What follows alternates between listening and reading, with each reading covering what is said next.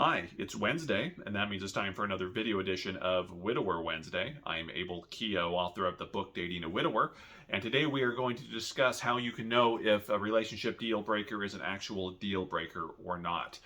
This is something that I deal with in coaching sessions and in emails where people say, there's this thing that bothers me. Is this a deal breaker, or is it something I should learn to live with? And in this video, I will walk you through an exercise so you can know for yourself whether or not it's an actual it's a real deal breaker or something you should learn to, just to kind of put up with, I guess, so to speak.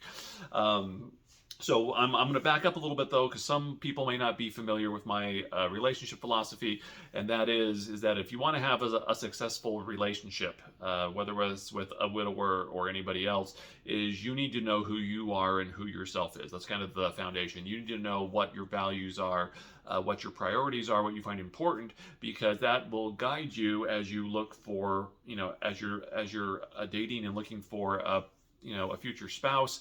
Is you want somebody that that probably matches up in a lot of these areas. So again, I talk about finances, education, work ethic, sex, family life, things like that. It's like you have these areas, and you need to kind of know what it is that you want in these various areas and what's important to you, and again, what you can live with and what you can't live with. Because if you don't know that, or if you're just kind of flying blind out there, you're going to find yourself in trouble. Suddenly, you may find somebody that, hey, this person's great, we get along good, and then as you get to know them better, suddenly like there's all these issues. It's like, man, I don't know if I can live with this. So you need to know what it is. What is it that I am looking for in a relationship when it comes to other people, and what are my deal breakers? So this is how you can know. If you're dating someone and there is an issue, and I'm going to use this issue because it's probably the most common one. You can put in your issue into this, but I'm just using this one because it's probably the one I'm asked most about. So the most common issue I get is, as well, we have very different political beliefs. I am over here, and this person I'm dating is way over here, and there's this like wide gulf. It isn't like we're kind of close together, or we're both kind of in the center or something, or we're both on one side or the other.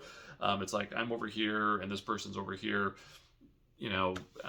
They're kind of like, well, how do I make this work? So I think the first thing is that if you're asking yourself, if you're kind of aware enough that this might be a deal breaker, that's a good sign, because this is the questions and the dialogue you need to have with yourself and eventually with the person that you're dating. Is if you guys have, again, whether it's politics or anything else, if you guys are very diametrically on opposite sides of something, you need to figure out how to make this work. And really, I think the first thing you need to ask yourself is really how important, like this political divide, and again, I'm using that because that's the most common, how really important is politics to your identity and to who you are, right? So I talk to people sometimes, and they're way over here, but politics really isn't that kind of important to them. They may vote, they may do things like that, but it's not really part of who they are. And in that case, you can generally make it work. Where it comes into a bigger issue is where politics is part of your identity. So whether, like if you're big into politics on one side or the other, and the other person is big into politics on the other side, it's going to be a constant source of conflict for you. And so you really need to kind of evaluate, how this thing, how big of an how much of this is an identity thing for me, and could I live with someone that had kind of very opposite views of that, if it's important to us. If it is really part of your identity and who you are, odds are it's going to be a big source of conflict. So like just in my personal example, Julie and I are pretty much aligned on politics. We're not exactly the same, but we're fairly close. So it's not a source of a friction in our marriage. But I will say it was important for me when I was dating to find someone that was fairly close and had roughly the same political views as I had. I didn't expect to find someone exactly the same, but is it someone that if we were to talk politics, there might be some minor disagreements, but we're kind of on the same page. But I was new, and I was true to myself. I knew what it was that was important to me. I knew that this was an important thing, and I also knew I would have a very hard time living with someone that was very opposite of me. And so, part of when I was dating Julie and screening her kind of thing, it was, it was discussing things like politics and just, hey, where is it that where are you kind of on this? And she's not as passionate about politics as I am. I'm way more passionate than she is, but at the same time, it was important for me. I knew that, if we were to have conflicts and friction in our marriage, there was things I was willing to maybe have conflict about, but politics was not one of them. So again, it's knowing, again, I'm sharing this story.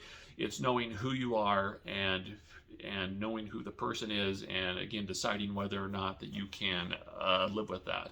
A question you should ask yourself is that if nothing changed with this person, so again, go back to whatever it is that's bothering you.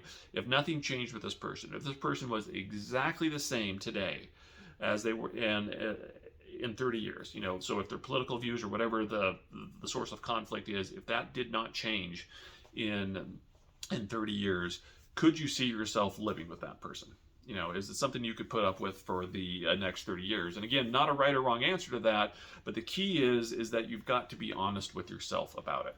I can't tell you how many people I talk to, they're like, yeah, this bugs me, but, I don't want to bring it up or something. And I say, well, is this something that you can live with?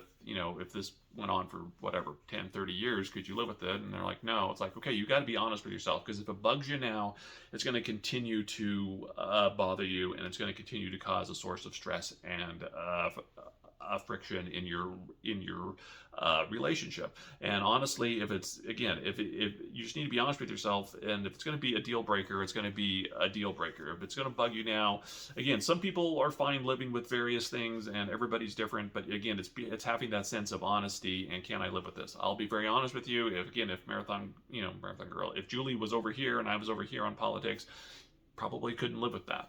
And again, I know some people are very different in that regard, but again, it's being honest with myself and who it is that I want to be with for the rest of my life.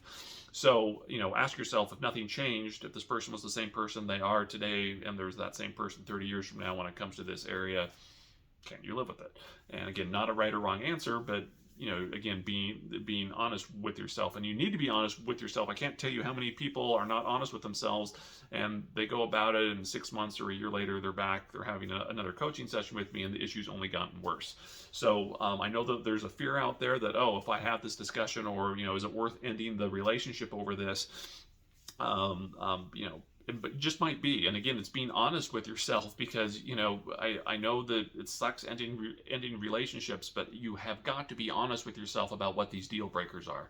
And I know that the dating game is kind of awful out there, and I know that it's not fun to break up, and it's not fun to to go through and try to find somebody else. But you want to know what's worse? It's spending your life with someone that really isn't a good match, and you end up having an awful marriage or an awful relationship. You can you can decide early on in the relationship whether or not you want to live with these issues or not. And if you decide to live with these issues, that's fine, but you've got to be very honest with yourself and say, you know what, I'm going to put this to the side. Or maybe you can even have a conversation with them and say, look, I know that you're over here and I'm over here, and and have that conversation with them too. Is this something that you can live with, or is this going to be a source of conflict, or do we just have to agree to disagree, and we're not going to discuss politics or whatever the issue is in whatever this conflict is. You can come to a resolution if you guys are both honest with yourself and say, yeah,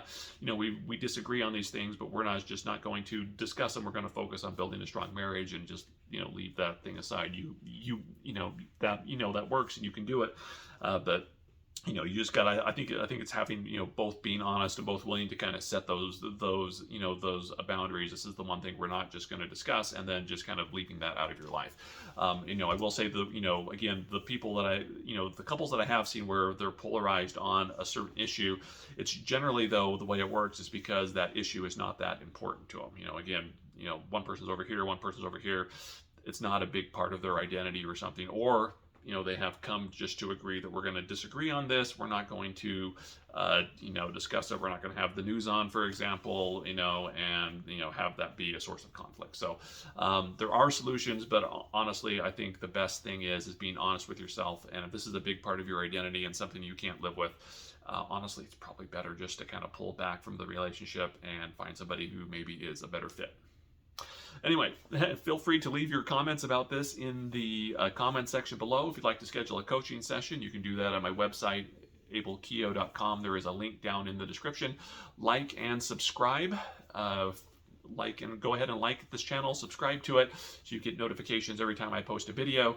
I'm Abel Keogh, author of the book Dating a Widower, and I'll see you next Wednesday.